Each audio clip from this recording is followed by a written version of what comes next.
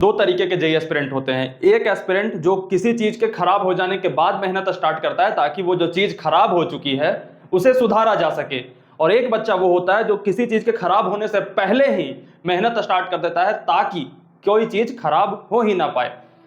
ये वीडियो मैंने पिछले साल 11th वाले बच्चे को तब दी थी जब उन्होंने आधा 11th वेस्ट कर दिया था, क्योंकि ये बातें मैं अगर शुरुआत में कहता हूं ना तो बच्चे एक सिंड्रोम में होते हैं कि मैं तो 10th नया नया बहुत अच्छा करके आया हूं, बहुत टॉप करके आया हूं, मुझे कौन क्या बताएगा, मैं तो बहुत ना आज तक कोई ऐसा जेई एस्पिरेंट पैदा हुआ ना आज तक आज के बाद कोई होगा, वो मैं हूं। और इस ईगो से निकालना बच्चे को बहुत मुश्किल होता है। लेकिन इस बार मैं 11th बर्बाद होने से पहले बच्चों को ये बातें बता रहा हूं, क्योंकि कुछ तो ऐसे बच्चे होंगे ना जो किसी चीज के बर्बाद हो जाने के पहले मेहनत करना स्टार्ट करना चाहते होंगे, वो भी सही तरीके से। ये 7 बातें वही हैं।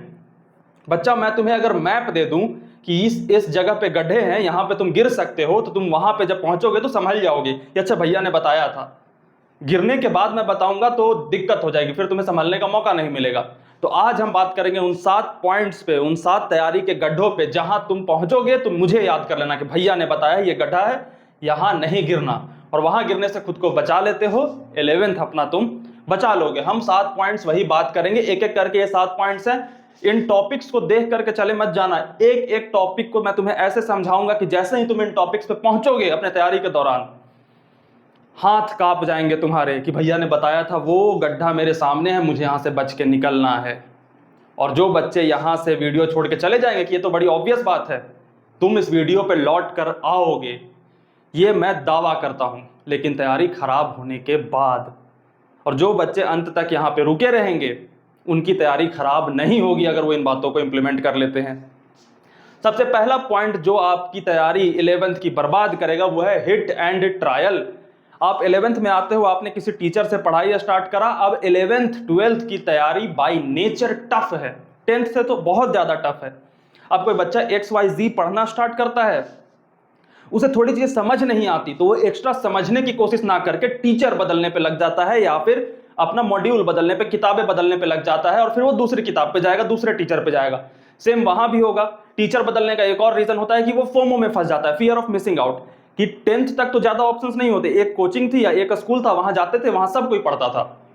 लेकिन 11th में आते हैं, 12th में आते हैं, बच्चे के पास अनगिनत ऑप्शन हो जाते हैं, वो ये वाला चूज करता है तो बाकी सारे छूटते हुए दिखते हैं, और बाकी सारे अगर चूज करता है तो इधर वाले सारे छूटते हुए दिखते हैं। इस चक्कर में वो इतना कंफ्यूज होता है कि कभी इससे पढ़ता है, कभी उससे पढ़ता है, कभी उससे पढ़ता है, कभी यहां पूछता है भैया ये वाली कोचिंग ले लूं, कभी यहां पूछता है भैया ये वाली कोचिंग ले लूं, कभी वहां पूछता है, और बदलते बदलते बदलते पूरा 11th वो खत्म कर लेता है। मैं गारंटी से कह सकता हूं तुम में से 99% बच्चे अपना 11th इस चक्कर में बर्बाद करेंगे कि वो लास्ट तक टीचर ही फिक्स नहीं कर पाए। मैं 12th के स्टार्टिंग में वीडियो बनाऊंगा तुम्हारे कि 11th वेस्टेड, अब कैसे IIT जाए, उस टाइम मैं बोलूंगा कि मैंने कहा था कि तुम्हारा 11th इस चक्कर में बर्बाद होगा कि तुम टीचर और मटेरियल फिक्स नहीं कर पाओगे पूरे 11th। और जो बच्चे टीचर और मटेरियल फिक्स कर लेंगे उनका 11th बर्बाद नहीं होगा। तो सबसे पहला हिट एंड ट्रायल, कि तुम हिट करते हो, फेल करते हो, ट्रायल में जाते हो, फिर हिट करते हो, फिर फेल करते हो, फिर ट्रायल में जाते हो, और 50,000 टीचर को ट्रायल लेकर के फिर लास्ट में आते हो भैया 11th बर्बाद है, 12th में कैसे सिलेक्ट हो बताएंगे हम। लेकिन अगर 11th सुधार लेते हो तो और बेहतर रैंक आ सकती है। तो ये है हिट एंड ट्रायल मेथड जो कि आपको नहीं करना। दूसरा है परफेक्शनिज्म। एक बच्चा जब 10th से 11th में आता है तो वो ये सोचता है कि आज तक जितने भी बच्चों ने IITs की तैयारी करी है वो सारे गधे थे, और मैं ऐसा तैयारी करूंगा कि एक भी जगह कुछ भी गलत नहीं होने दूंगा। तो वो जो भी टॉपिक को पढ़ता है, मान लो यूनिट एंड डायमेंशन पढ़ रहा है, तो वो ऐसे डाउट्स में फंसता है कि यूनिट का नाम यू से ही क्यों है, और डायमेंशन क्या, वो डायमेंशन 3D वाला, 3 डायमेंशन, 4 डायमेंशन। यानी कि वो जो भी टॉपिक पढ़ता है उसमें वो इतना अंदर घुसना चाहता है जितना उसे IITs के लिए घुसने की जरूरत है नहीं। अंदर घुसता तो घुसता ही है, स्कूल में जाकर के फ्लेक्स भी करता है, कोचिंग में फ्लेक्स भी करता है कि मैं इतना जानता हूं, और बाकी बच्चों को इनसिक्योर करता है, या फिर तुम्हें कोई इनसिक्योर कर रहा होगा कि मैं इतना ज्यादा जानता हूं, फिर तुम उसे देख करके और अंदर घुसने की कोशिश कर रहे हो कि अच्छा देखो मैं भी ये जानने लगा। कुछ नहीं, बर्बाद हो जाओगे। क्योंकि मान लो कि तुमने पहला chapter unit and dimension start करा, अब इसको पढ़ा तुमने पूरे एक टीचर से, अब दूसरा टीचर मोशन इन 1D शुरू हुआ, तब तक तुम्हारे दिमाग में कोई ऐसा सवाल आ गया जो IIT के लिए रिलेवेंट नहीं था, लेकिन तुम्हारे सामने आ गया और तुम्हें पता पड़ा कि ये तो यूनिट एंड डायमेंशन का है, और ये मुझसे बन क्यों नहीं रहा, क्योंकि वो बनना एक्सपेक्टेड ही नहीं था, क्योंकि वो IIT लेवल से बहुत ऊपर का सवाल था। और तुमसे नहीं बना, तुमने सोचा कि यार मेरा ये चैप्टर बर्बाद हो गया क्या, अब जब मेरा पिछला ही चैप्टर बर्बाद है तो आगे बढ़ने से क्या फायदा। तो आप फिर से यूनिट एंड डायमेंशन पे जाते हो और फिर बहुत तगड़े तरीके से पढ़ना स्टार्ट करते हो और सोचते हो कि मेरा टीचर ही खराब पढ़ाया होगा, दूसरे टीचर से पढ़ता हूं। तो हिट एंड ट्रायल में फिर से फंसते हो, फिर दूसरे टीचर पास, और फिर से यूनिट एंड डायमेंशन परफेक्ट नहीं होगा, क्योंकि परफेक्ट कुछ चीजें होती ही नहीं ना, वो देखना पड़ता है। किसके लिए? आईआईटीज के लिए। आईआईटीज के लिए एक सर्टेन लेवल इंपॉर्टेंट है, उससे ऊपर जाओगे बर्बाद हो जाओगे। मैं कहता हूं ना कि एक सिलेक्ट होने वाला बच्चा आईआईटी की तैयारी एक बार शुरू करता है, एक ना सिलेक्ट होने वाला बच्चा आईआईटी की तैयारी 5000 बार शुरू करता है। यूनिट डायमेंशन वो तो 10,000 बार पढ़ता है कम से कम।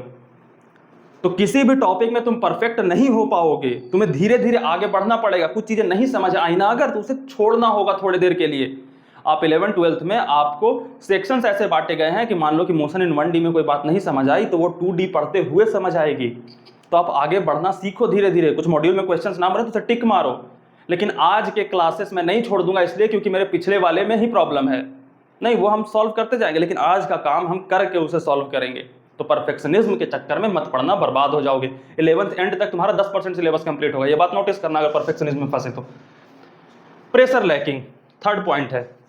बच्चा जब हम 10th में होते हैं तो हम अपने गार्जियन के अंडर पढ़ाई कर रहे होते हैं, टीचर के अंडर पढ़ाई कर रहे होते हैं। हमें सबसे पहले 11th में मिलती है एक आज़ादी कि हम अपना डिसीजन खुद ले सकते हैं पढ़ाई से रिलेटेड। अगर आप 11th में कॉपी खोल के पढ़ने का ढोंग भी करते हो ना तो कोई आपको बुरा नहीं बोलेगा, क्योंकि एक तो 11th में एग्जाम नहीं होते वैसे जो फाइनल की तरह हो कि आपकी पास और फेल डिसाइड कर दे।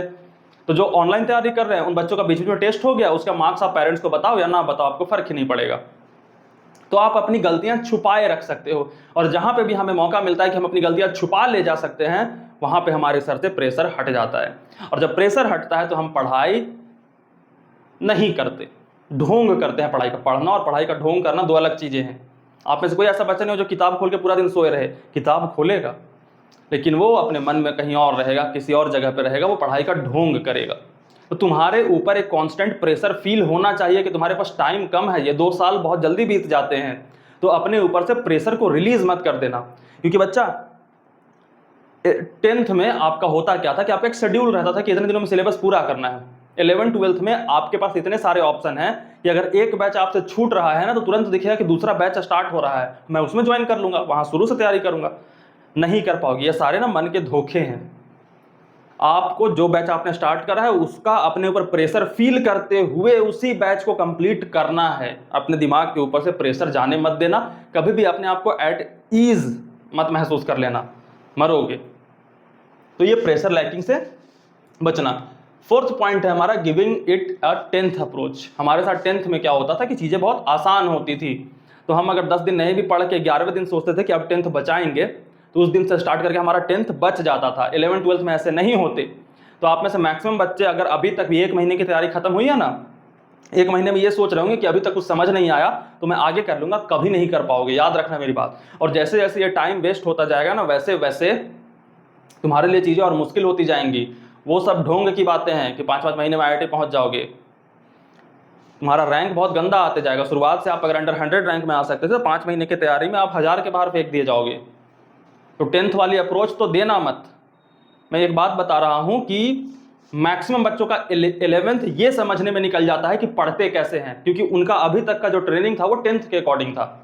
और जैसे ही वो 11th में आते हैं उन्हें समझ ही नहीं आता कि मैं जो जानता था उसी अकॉर्डिंग तो पढ़ रहा हूं, तो गलत क्या हो रहा है। जैसे 10th में आप उतना ज्यादा क्वेश्चन प्रैक्टिस नहीं करोगे, तो 20-25 टाइप्स ऑफ क्वेश्चन होते थे, वो कर लिया, हो गया। 11th में नहीं होता ऐसे। 11th में आपको क्वेश्चंस बहुत ज्यादा करने होते हैं। 10th में आप लेक्चर ही सिर्फ देख लोगे ना तो आपके दिमाग में इतनी बातें टिक जाएंगी कि आपका बोर्ड्स में बहुत अच्छा नंबर ले आए।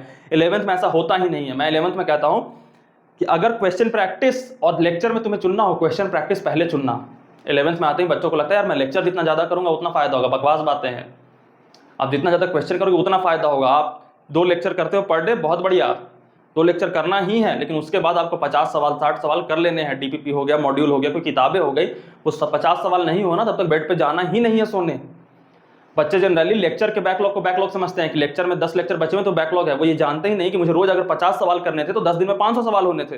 मेरे 10 दिन में 250 हुए तो 250 सवाल का बैकलॉग है, ये बच्चे के दिमाग में आता ही नहीं, और वो 250 सवाल ही ले डूबता है बच्चे को। तो 10th अप्रोच देना मत। 11th की अप्रोच अलग होती है। 11th में क्वेश्चन प्रैक्टिस ज्यादा इंपॉर्टेंट है आपसे लेक्चर से। 10th में नहीं होता ऐसा। 10th में आप आराम से पढ़ते थे, यहाँ आपको हमेशा एक डेडलाइन मोड में रहना है। प्रेशर फील करते रहना है कि मुझे करना ही है। 10 मिनट भी बैठे हो ना तो तुम्हें सोचना चाहिए कि 10 मिनट जो ये बच्चा पढ़ रहा होगा वो मुझसे आगे निकल रहा है। ये कॉम्पिटिटिव एग्जाम है बच्चा, किल और गेट किल्ड, लिव और लेट लिव वाला नहीं है। लिव और लेट लिव वाला एग्जाम बोर्ड्स होता है, तो उसमें मैं भी पास हो जाऊंगा और चीटिंग करा दूंगा तो बगल वाला भी पास हो जाएगा। ये कॉम्पिटिटिव एग्जाम है, IIT का एग्जाम, इसमें किल और गेट किल्ड। अगर तुम उसे नहीं पीछे करोगे तुम्हें वो पीछे करेगा, रोते फिरोगी। 5वां पॉइंट है बीइंग स्केप्टिकल। सेकंड पॉइंट और 5th पॉइंट में बहुत संभाल के खेलना होता है, ये बहुत कंफ्यूजिंग है। अच्छा, जैसे मैंने बताया कि परफेक्शनिज्म अचीव करने की कोशिश नहीं करनी। अगर आपको कहीं टफ लग रहा है तो आगे बढ़ो, फिर वहां से हम पीछे वाला चीजें टॉपिक अच्छी कर लेंगे। बीइंग स्केप्टिकल क्या होता है बच्चा कि 11th की पढ़ाई थोड़ी टफ है एक्चुअल में, ठीक है। तो अब बच्चे के सामने कोई भी टॉपिक आता है तो नई टॉपिक है, समझने में थोड़ी मुश्किल होगी ही। और स्नेहित भैया ने बताया कि परफेक्शनिज्म अचीव नहीं करना है, बाद में होगा, तो वो एफर्ट डाले बिना ही उस टॉपिक को स्किप कर देता है कि अच्छा चलो ये टफ था तो मैं बाद में समझ लूंगा। और वो वही चीजें समझता है जो उसे समझ में एक बार आ गई। मेरी बात याद रखना, जो टॉपिक तुम्हें एक बार में समझ में आ गई वो सबको समझ में आ गई, वो फिर उससे सब सवाल बना लेंगे। तुम्हें उन टॉपिक्स पे थोड़ा सा एफर्ट लगाना है जो तुम्हें थोड़ी टफ लग रही हैं। थोड़ा एफर्ट लगाने के बाद आगे बढ़ना है, सेकंड रूल अप्लाई करना है कि परफेक्शनिज्म नहीं अचीव हो रहा, ठीक है हम थोड़ा आगे बढ़ते हैं, लेकिन समझने में स्केप्टिकल नहीं होना है, मतलब छोड़ के नहीं भागना है। हम टॉपिक तो समझ लेंगे, उसे परफेक्ट करेंगे समय के साथ, ठीक। तो स्केप्टिकल और परफेक्शनिज्म में बहुत संभल के खेलना। कि आपको ये लग सकता है कि स्नेहित भैया ने कहा कि परफेक्शन किसी में अचीव नहीं की जा सकती, थोड़ा सा स्किप कर दो। नहीं, हम समझने में स्किप नहीं करेंगे, हम टॉपिक को समझ लेंगे और फिर धीरे धीरे समय के साथ उसे परफेक्ट करेंगे। गलती क्या होती है कि हम टॉपिक को समझ लिया और अभी तब तक रुकेंगे जब तक हम इसे परफेक्ट नहीं कर लेते। नहीं, समझने में हमें एकदम फोकस लगाना, एकदम एफर्ट लगाना, स्किप नहीं करना। और एक बार समझ लिया टॉपिक, फिर क्वेश्चन प्रैक्टिस के थ्रू, एप्लीकेशंस के थ्रू हम उसे परफेक्ट करेंगे समय के साथ, ठीक। तो दोनों बातें याद रखनी है। या 11th टफ है तो टफ को समझने के लिए थोड़े से कुछ ऐसे टॉपिक आएंगे जो तुम्हें समझने में कॉम्प्लेक्स लगेंगे, वहां पे छोड़ के भागना नहीं है, वहां पे हाथ पैर मार के समझने की कोशिश करनी है। एक बार समझ आ गया फिर हम समय के साथ उसे क्वेश्चन एप्लीकेशन में परफेक्ट करेंगे। तो परफेक्शनिज्म बाद में अचीव करेंगे, लेकिन टॉपिक अभी समझेंगे। तो टॉपिक समझते हुए स्केप्टिकल नहीं होना, जो मैक्सिमम बच्चे होते हैं। अगर ये 2 पॉइंट्स नहीं समझ में आए तो वीडियो को थोड़ा सा पीछे करके फिर से समझने की कोशिश करना, क्योंकि ये दोनों टॉपिक्स तुम्हारे दिमाग में खेल जाएंगे। 6th पॉइंट है नो डेडलाइन। आप 11th में आए हो, अब अपने आप को राजा समझोगे कि अब मैं अपनी तैयारी प्लान करूंगा, और उस चक्कर में आप अपनी रूटीन से भाग जाओगे, क्योंकि तुम्हारे पीछे कोई डंडा ले करके नहीं खड़ा हुआ। जब डंडा ले करके नहीं खड़ा होता ना, तो हम 10 मिनट सुबह में क्यों पहले जागे इसका मोटिवेशन ही नहीं मिलता। और जब 10 मिनट आप लेट से जाग रहे हो तो पूरा दिन 10 मिनट डिले हो रहा है, और पूरा दिन 10 मिनट डिले हो रहा है तो आपके 1000 काम दिन के डिले हो रहे हैं।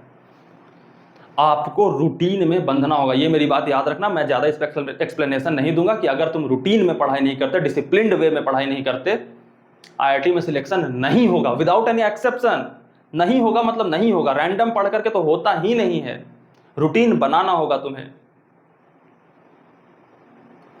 कागज लो, उस पर रूटीन बनाओ कि मुझे हर दिन इतना पढ़ना है, इतना टॉपिक कंप्लीट करना है और शाम तक होना चाहिए। कम्युनिटी पोस्ट जो स्नेहित मिश्रा की है इस चैनल पे, उसमें रोज 5 बजे पोस्ट पब्लिक होता है, उस पर जाकर के लिख देना रोज कि अच्छा मुझे आज ये करना है। और खास करके ऑनलाइन वाले बच्चे, क्योंकि ऑनलाइन वाले बच्चे रूटीन की कमी से सबसे ज्यादा मरते हैं, उन पर प्रेशर नहीं होता। लास्ट पॉइंट है जिसके कारण आप बर्बाद हो गए, वो है टाइम इल्यूजन। आपको लग रहा होगा कि 2 साल का टाइम है, बहुत टाइम है, बहुत आराम से हो जाएगा। 10 करोड़ रुपए एक साथ आपसे कोई ले जाए तो आपको लगता है कि 10 करोड़ ले गया, लेकिन 10 करोड़ रुपए में से रोज 1-1 रुपए कोई ले जाए तो आपको पता ही नहीं पड़ेगा कि आपसे कोई पैसे ले जा रहा है। सडनली आप पीछे मुड़ के देखोगे तो 5 लाख रुपए कोई ले गया। नहीं, आपके पास टाइम कम है तो आप आज के दिन को बर्बाद करना अफोर्ड नहीं कर सकते। आप जब 2 साल का सोचते हो ना कि मेरे पास 700 दिन है करीब तैयारी करने को, तो उसमें से एक दिन वेस्ट भी हो गया तो क्या दिक्कत है। फिर अगले दिन फिर सोचोगे एक दिन वेस्ट भी हो गया तो क्या दिक्कत है, एक दिन वेस्ट भी हो गया तो क्या दिक्कत। ये करते करते आपके 11th पूरे चले जाएंगे और आपको पता भी नहीं पड़ेगा। तुम्हारे पास 2 साल होगा, मानना है कि तुम्हें आज जो करना है उसे पूरा करने के लिए तुम्हारे पास आज का ही दिन है, क्योंकि आज का काम अगर कल करोगे तो कल हमारे लिए आज का काम करने को नहीं आया था, वो अपने दिन का काम लेके आया था जो हमने नहीं किया। तो टाइम के इल्यूजन से बचना। टाइम बहुत भ्रम क्रिएट करता है कि हमारे पास बहुत समय है, किसी के पास बहुत समय नहीं होता। हम सब एक बहुत रैपिड मोड में चल रहे हैं, हम सबके ऊपर एक डेडलाइन होना चाहिए। समय ज़्यादा नहीं है, आज का काम तुम्हें आज ही ख़त्म करना होगा। मेरी बात याद रखोगे? बढ़िया। तो ये 7 पॉइंट अपने दिमाग में 2 बार 3 बार दोहराओ, 7 पॉइंट, और जैसे ही तुम्हारी तैयारी के दौरान ये 7 पॉइंट से सामना हो तुम्हारा, तुरंत संभल जाना और बोलना स्नेहित भैया ने बताया है संभलना है, इसलिए मैं संभल गया। और जब मैं 12th में वीडियो बनाऊं कि 11th वेस्टेड IIT कैसे जाएं, मैं उम्मीद करता हूं कि तुम वो बच्चे नहीं होगे जो मेरी उस वीडियो में मौजूद रहोगे।